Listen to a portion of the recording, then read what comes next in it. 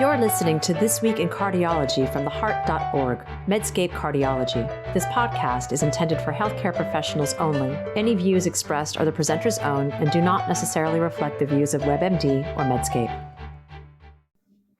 Hi, everyone. This is John Mandrola from theheart.org, Medscape Cardiology. And this is This Week in Cardiology for February 14th, 2025.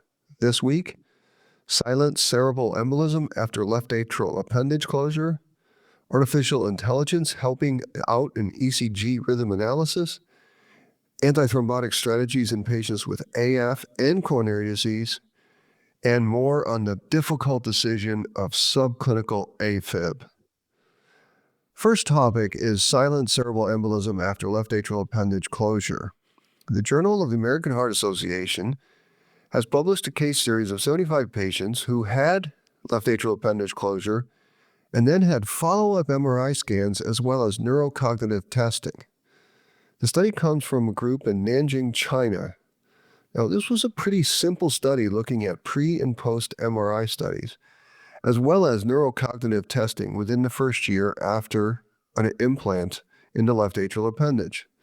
A cool aspect of the study is that patients had lots of MRIs at each post-procedure visit at 45 days, 3 months, 6 months, and 1 year. Now, as background, I should set out that either all or most left-sided, that is, arterial procedures, can leave these, quote, white spots on the brain. The Chinese team calls them silent cerebral embolism. Now, one interesting thing about the baseline characteristics of their series is that, unlike in the U.S., the average age of the patients who had left atrial appendage closure in this study was 67 years. And that'll figure in when I let you know about my thoughts at the end. It's different than the U.S. In the U.S., the average age of patients is much older. So the study had 75 patients who had left atrial appendage closure. It was observational.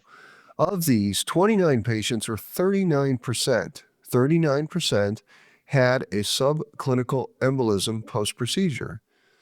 Most of these white spots resolved by 45-day visit. However, and I think this is the key finding, 15% of patients developed new-onset subclinical embolisms during the follow-up, with a total of 16 new lesions. And maybe the second biggest finding was that the neurocognitive testing tracked lower in patients who had subclinical embolism. Cognitive defects did not seem to reverse over the 1-year follow-up period. And the small number, 15% of patients who had late subclinical embolisms also had significant cognitive decline. A neurocognitive testing was done in the usual fashion with the mini mental state examination and the Montreal cognitive assessments. So my comments. This is a small study, but the number of MRIs and cognitive tests were striking. I've not seen a study where that many MRIs and neurocognitive tests are done that often post-procedure. And the decrease in the two cognitive tests were small in absolute terms, so I didn't know what that means. What do? I asked my AI helper. I happen to use Claude. I asked Claude what the minimally important difference is, and the AI said that a 2-point decline was considered clinically relevant. Well, in this paper, it was about a 3-point difference between the positive subclinical embolism group and the no subclinical embolism group. And I'll cite a paper from a JACC in 2019, which correlates subclinical embolism findings with cognitive decline. And I searched for other studies. I thought, well, there must be other studies on subclinical embolism post-appendage closure, but there really wasn't. I worry that we have not looked at the risk of subclinical embolism and cognitive decline from this elective procedure. So maybe this paper is an outlier, but I think we ought to have more data it's a preventive procedure.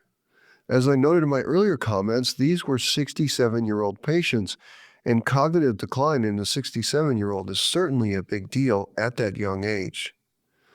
More data, I think, are needed. And of course, if any listeners know about any bigger studies than this, or any reassuring studies, please let me know. But I looked and saw only very small series, nothing with this many patients and this much testing post-appendage closure. All right, a second topic today is about artificial intelligence and how it might transform ECG rhythm monitor reading. Nature Medicine has published a very nice randomized controlled trial comparing an AI model called the Deep Rhythm AI ECG rhythm monitoring to ECG technicians. Now, this is an important study because more and more ambulatory ECG monitors are being ordered. I order a ton of these things. We're trying to correlate AFib burden. We're trying to find arrhythmias. We're looking to evaluate syncope. Also, not well known to the average person is that when I read these monitors, it has already been screened to find the places to look. A reading doctor cannot scan 2 weeks of ECG monitoring, 24 hours per day of all that data. Now, in the past, ECG technicians screen the important parts out. They sit at their computer and they just review these things, and it looks tiring, and humans get tired.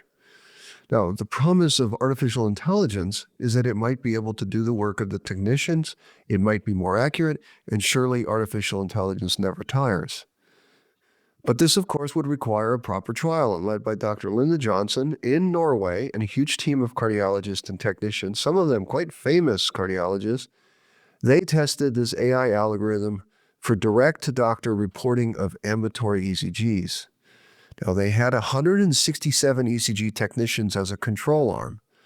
They used a random sample of 5,200 rhythm events identified by the AI model or the technicians. About half of these 5,000 rhythm events were identified as critical arrhythmias. And here's the findings. The mean sensitivity of the AI model for the identification of critical arrhythmias was, get this, 98.6%, and that was compared to the ECG technicians of 80.3%. False negatives were observed in 3.2 per thousand patients in the AI model, versus 44.3 per thousand patient for the ECG techs. The relative risk of a misdiagnosis was 14 times higher for the technicians. Now, specificity-wise, the AI model had more false positives than the ECG techs. Here it was about 12 per thousand patient days versus 4 per thousand patient days. The authors concluded that the Deep Rhythm AI model has excellent negative predictive value for critical arrhythmias, and it substantially reduced false negative findings, but at a modest cost of increased false positive findings. And an AI-only analysis to facilitate direct-to-physician reporting could potentially reduce cost and improve access to care and outcomes in patients who need ambulatory ECG monitoring. So, my comments. First of all, this is a really nice study. The Deep Rhythm AI model is already FDA approved and CE marked, but I laud the authors for formally studying it. And the AI model did really well.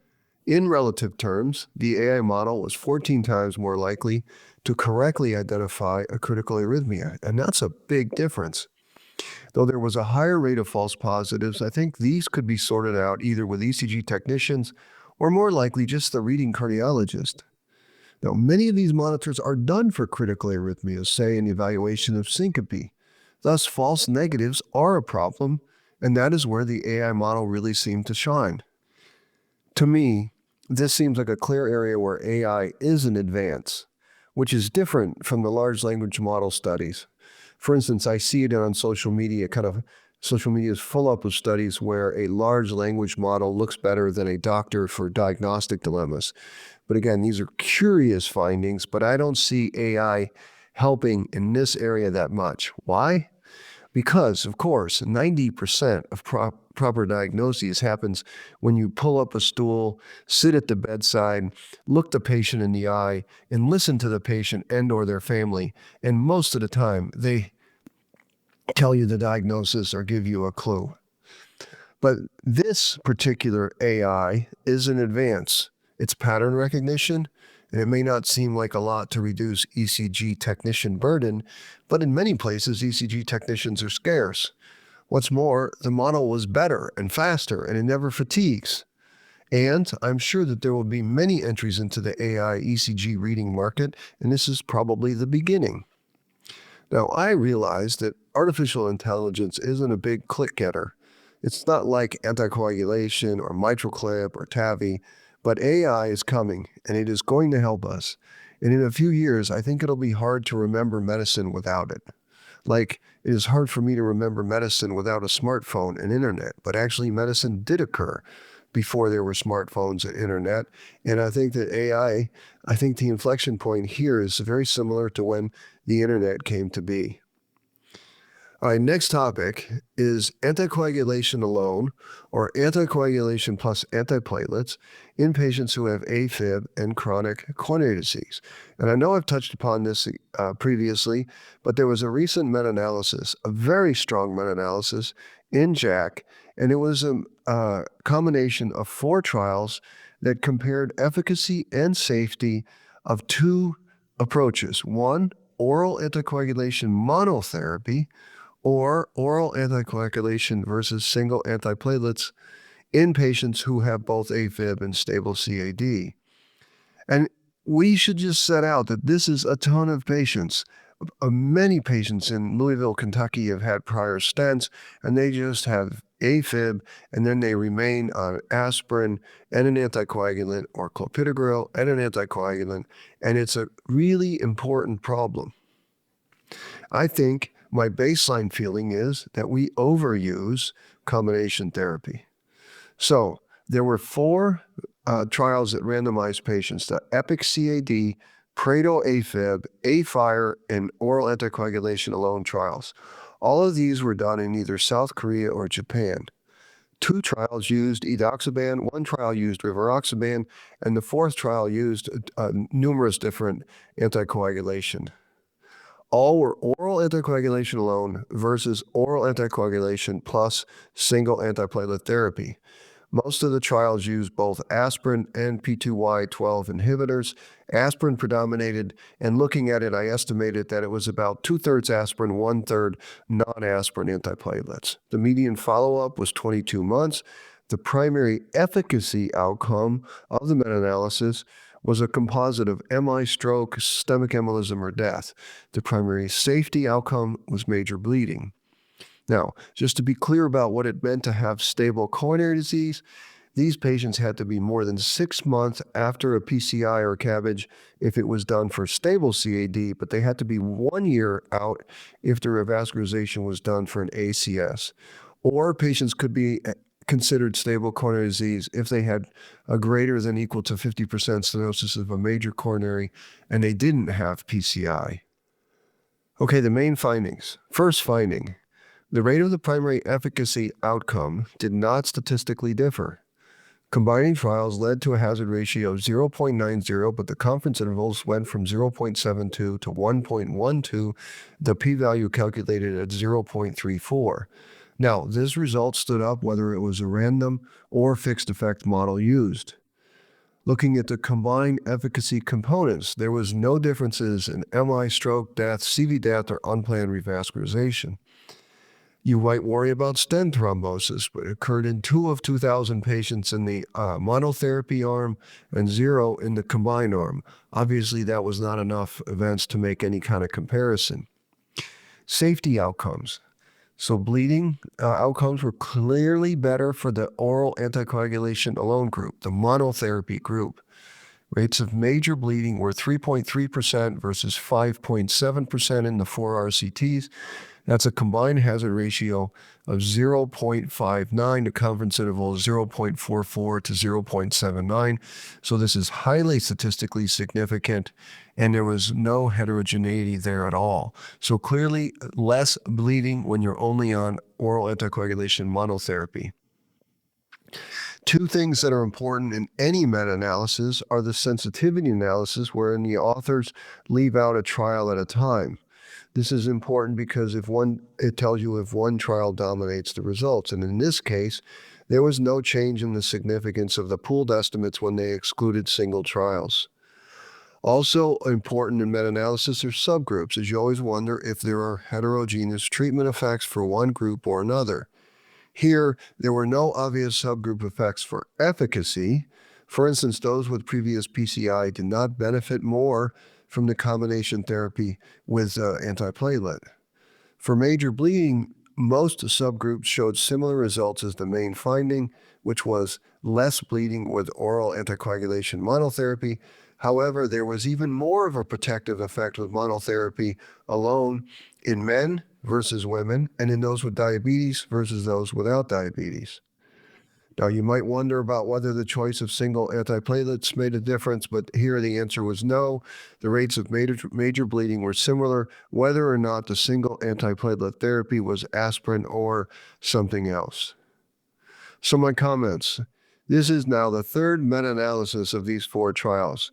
And even if I have covered it previously, this was a strong effort on the part of the authors, as they have pre-specified development of their protocol and registered it. They collaborated with the principal investigators of the included study so that they could better harmonize the data, and they obtained relevant, otherwise unpublished information within the key subgroups. This was a good meta-analysis. Now, guidelines recommend oral anticoagulation monotherapy in these patients who are out a year from PCI, but it's not what's done in practice, at least in my neighborhood. Maybe in your neighborhood is different than mine, but here I almost always see patients on both single antiplatelets and oral anticoagulation. And people are afraid to stop the antiplatelets because they've had a prior stent. Now, the prior stent might be 2 or 3 years ago. This combined data surely suggests that we should consider oral anticoagulation alone much more than we do. The meta-analysis found no difference in efficacy, no difference in any of the components of the efficacy, a composite, though it was underpowered to detect differences in single endpoints.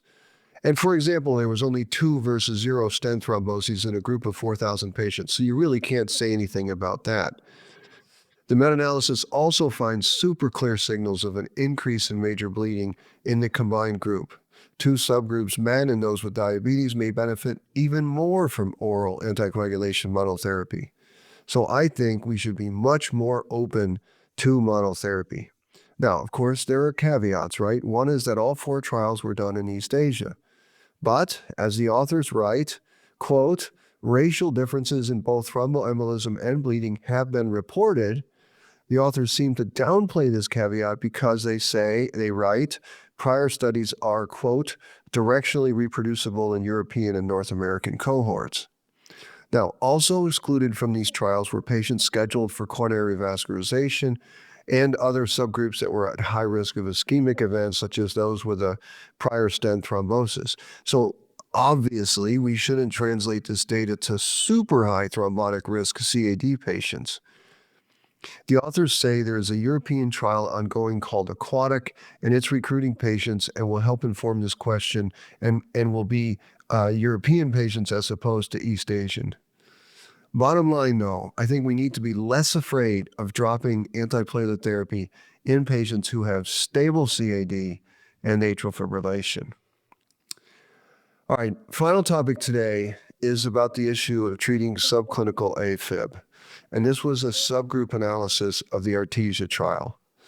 That's the most difficult question in EP, I think. That is, when to start oral anticoagulation in patients who have short duration asymptomatic AFib on your monitor or pacemaker or ICD or whatever device. And this comes up every day. John, should we start anticoagulation? The patient had 3 hours of AFib or 5 hours of AFib.